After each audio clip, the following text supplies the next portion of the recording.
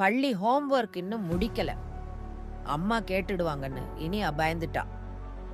அதனால இனியா ஒரு சின்ன பொய் சொன்னாள். பொய் சொன்னாலும் அவளுக்கு மனசு அமைதியா இல்ல.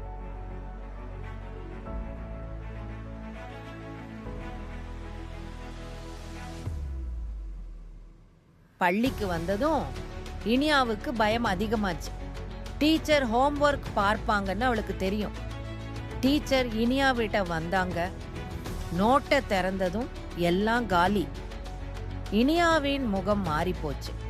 எல்லாரும் பார்த்துக்கிட்டு இருக்காங்கன்னு அவளுக்கு ரொம்ப வெட்கமாயிடுச்சு. மனசு கஷ்டமா, கண்ணில கண்ணீர் வந்துடுச்சு. வீட்டுக்கு திரும்பும் போது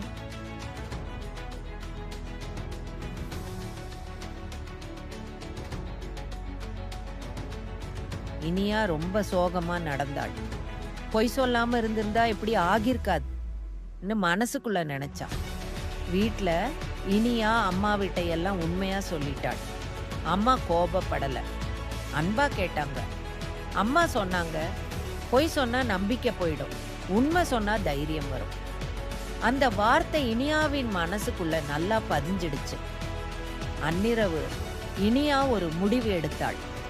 இனி எப்போதும் உண்மைதான் பேசணும்னு ஹோம்வொர்க் கவனமா முடிச்சாள். மனசு நிம்மதியா தூங்கினாள். அடுத்த நாள் இனியா சந்தோஷமா எழுந்தாள்.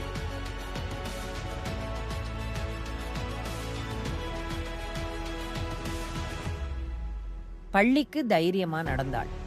டீச்சர்கிட்ட உண்மையா எல்லாம் சொன்னான். டீச்சர் சிரிச்சாங்க. இனியாவை பாராட்டினாங்க. அந்த நேரம் இனியாவின் மனசு ரொம்ப லேசாயிடுச்சு.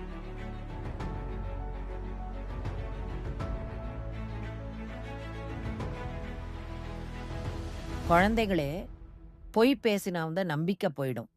உண்மை பேசினால் மரியாதை கிடைக்கும்.